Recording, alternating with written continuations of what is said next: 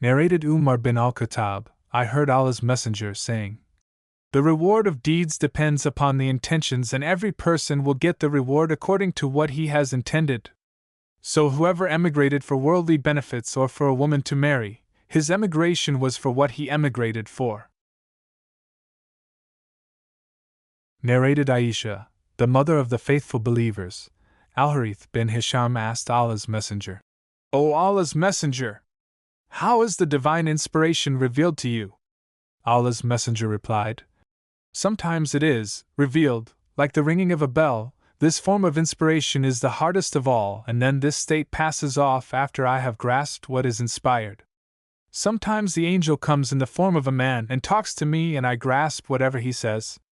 Aisha added, "Verily I saw the Prophet being inspired divinely on a very cold day and noticed the sweat dropping from his forehead, as the inspiration was over."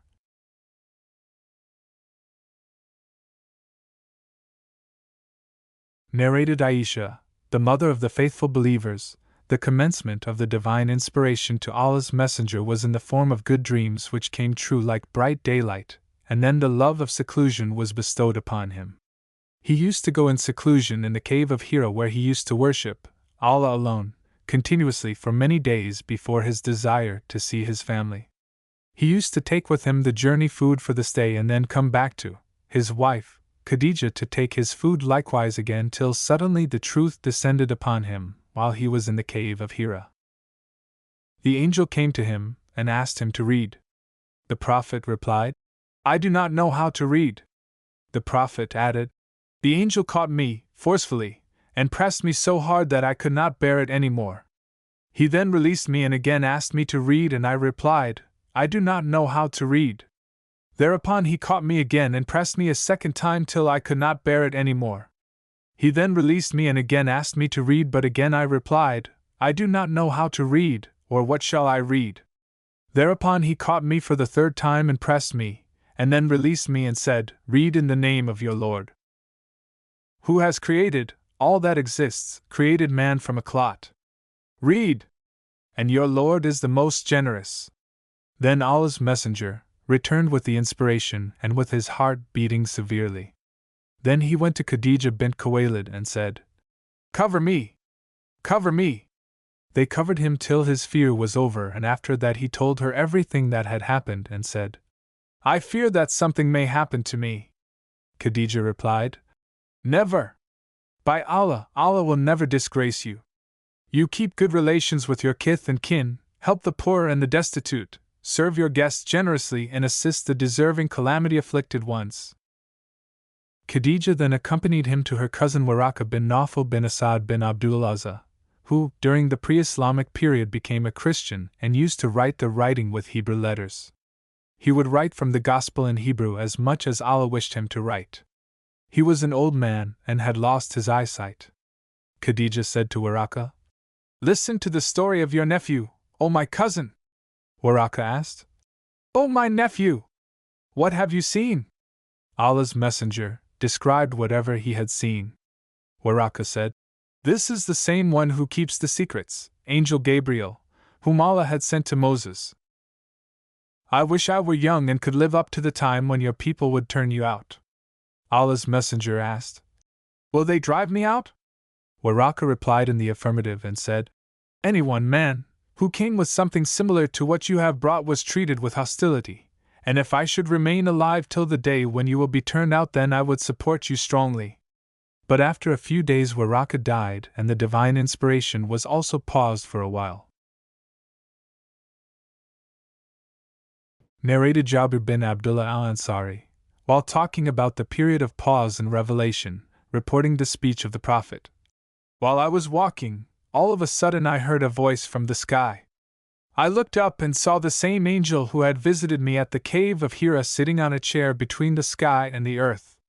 I got afraid of him and came back home and said, 'Wrap me in blankets,' and then Allah revealed the following holy verses of Qur'an: 'O you, Muhammad, wrapped up in garments, arise and warn the people against Allah's punishment, up to and desert the idols.' After this the revelation started coming strongly, frequently and regularly.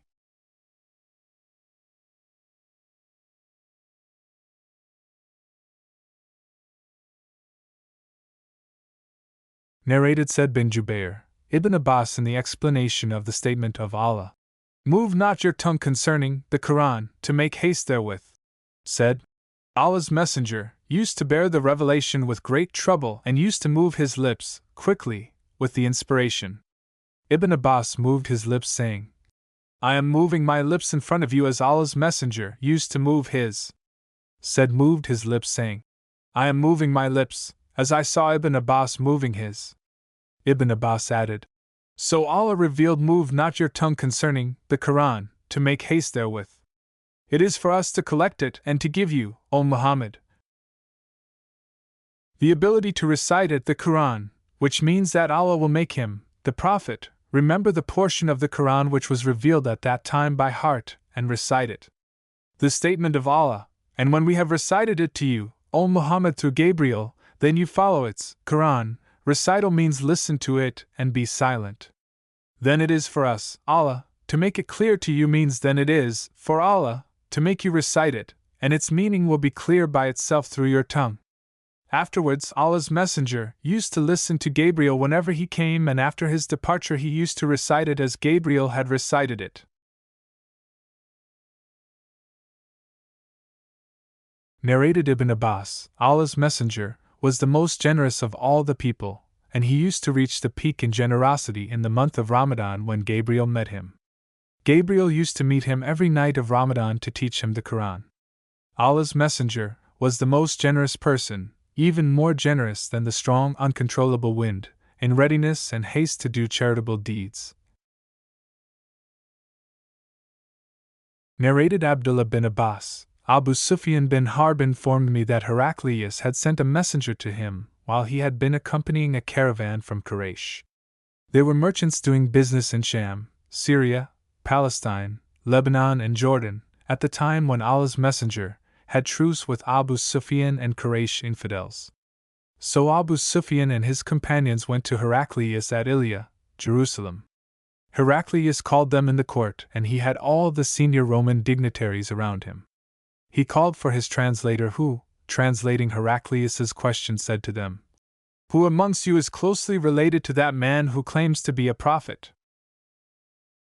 Abu Sufyan replied, I am the nearest relative to him, amongst the group. Heraclius said, Bring him, Abu Sufyan, close to me and make his companions stand behind him.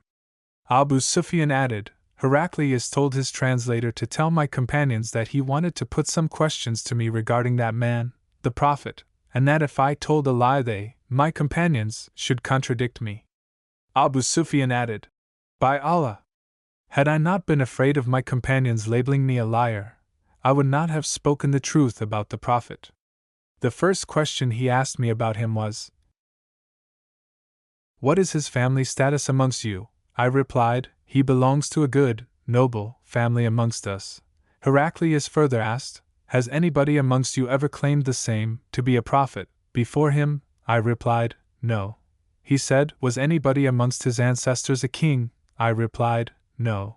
Heraclius asked, Do the nobles or the poor follow him? I replied, It is the poor who follow him. He said, Are his followers increasing, decreasing, day by day? I replied, They are increasing. He then asked, Does anybody amongst those who embrace his religion become displeased and renounce the religion afterwards? I replied, No. Heraclius said, Have you ever accused him of telling lies before his claim to be a prophet? I replied, No. Heraclius said, Does he break his promises? I replied, No. We are at truce with him, but we do not know what he will do in it. I could not find opportunity to say anything against him except that. Heraclius asked, Have you ever had a war with him? I replied, Yes. Then he said, What was the outcome of the battles? I replied, Sometimes he was victorious and sometimes we. Heraclius said, What does he order you to do? I said, He tells us to worship Allah and Allah alone and not to worship anything along with him, and to renounce all that our ancestors had said. He orders us to pray, to speak the truth, to be chaste and to keep good relations with our kith and kin. Heraclius asked the translator to convey to me the following, I asked you about his family, and your reply was that he belonged to a very noble family. In fact, all the apostles come from noble families amongst their respective peoples. I questioned you whether anybody else amongst you claimed such a thing. Your reply was in the negative. If the answer had been in the affirmative, I would have thought that this man was following the previous man's statement. Then I asked you whether any one of his ancestors was a king. Your reply was in the negative, and if it had been in the affirmative, I would have thought that this man wanted to take back his ancestral kingdom. I further asked whether he was ever accused of telling lies before he said what he said, and your reply was in the negative. So I wondered how a person who does not tell a lie about others could ever tell a lie about Allah. I then asked you whether the rich people followed him or the poor. You replied that it was the poor who followed him. And in fact, all the apostles have been followed by this very class of people. Then I asked you whether his followers were increasing or decreasing. You replied that they were increasing, and in fact this is the way of true faith, till it is complete in all respects. I further asked you whether there was anybody who, after embracing his religion, became displeased and discarded his religion. Your reply was in the negative, and in fact this is the sign of true faith, when its delight enters the hearts and mixes with them completely. I asked you whether he had ever betrayed. You replied in the negative, and likewise the apostles never betray. Then I asked you what he ordered you to do. You replied that he ordered you to worship Allah and Allah alone and not to worship anything along with him, and forbade you to worship idols and ordered you to pray, to speak the truth and to be chaste. If what you have said is true, he will very soon occupy this place underneath my feet, and I knew it, from the scriptures, that he was going to appear, but I did not know that he would be from you, and if I could reach him definitely, I would go immediately to meet him, and if I were with him, I would certainly wash his feet. Heraclius then asked for the letter addressed by Allah's apostle, which was delivered by Dihya to the governor of Basra, who forwarded it to Heraclius to read. The contents of the letter were as follows. In the name of Allah the Beneficent, the Merciful, this letter is, from Muhammad the slave of Allah and his apostle to Heraclius the ruler of Byzantine. Peace be upon him, who follows the right path. Furthermore, I invite you to Islam, and if you become a Muslim you will be safe, and Allah will double your reward, and if you reject this invitation of Islam you will be committing a sin of Arisian, tillers, farmers your people. And Allah's statement.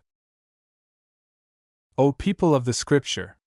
Come to a word common to you and us, that we worship none but Allah and that we associate nothing in worship with Him, and that none of us shall take others as lords beside Allah. Then if they turn away, say, bear witness that we are Muslims, those who have surrendered to Allah. Abu Sufyan then added. When Heraclius had finished his speech and had read the letter, there was a great hue and cry in the royal court. So we were turned out of the court. I told my companions that the question of Ibn Abi Kabsha, the Prophet, Muhammad, has become so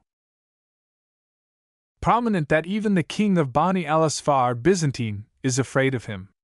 Then I started to become sure that he, the Prophet, would be the conqueror in the near future till I embraced Islam. Allah guided me to it. The sub-narrator adds, Ibn an-Natur was the governor of Laya, Jerusalem, and Heraclius was the head of the Christians of Sham. Ibn an-Natur narrates that once while Heraclius was visiting Ilia, Jerusalem, he got up in the morning with a sad mood.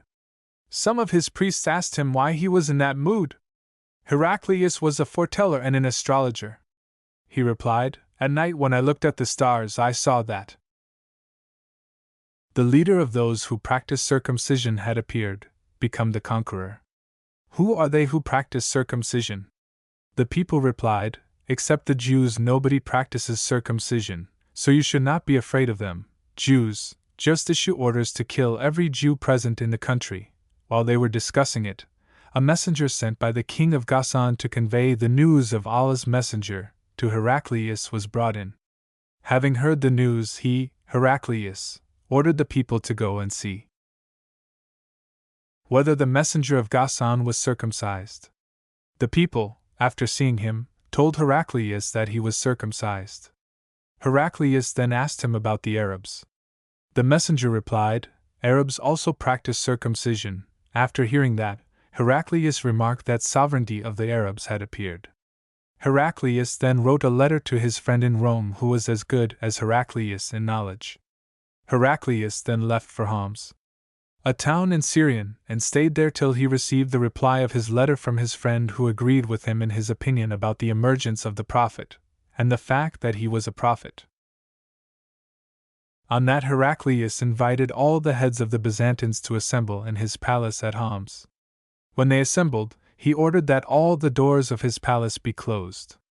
Then he came out and said, O Byzantines, if success is your desire and if you seek right guidance and want your empire to remain, then give a pledge of allegiance to this prophet, embrace Islam. On hearing the views of Heraclius, the people ran towards the gates of the palace like onagers but found the doors closed. Heraclius realized their hatred towards Islam, and when he lost the hope of their embracing Islam, he ordered that they should be brought back in audience. When they returned, he said, What already said was just to test the strength of your conviction, and I have seen it. The people prostrated before him and became pleased with him, and this was the end of Heraclius's story, in connection with his faith.